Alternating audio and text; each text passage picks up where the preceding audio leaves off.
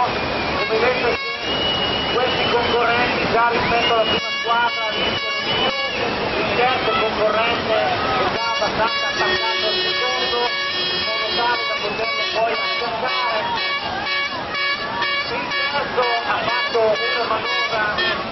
una manovra particolare, praticamente ha aspettato, ha fatto queste cose, ha aspettato per poi appiattare gli altri.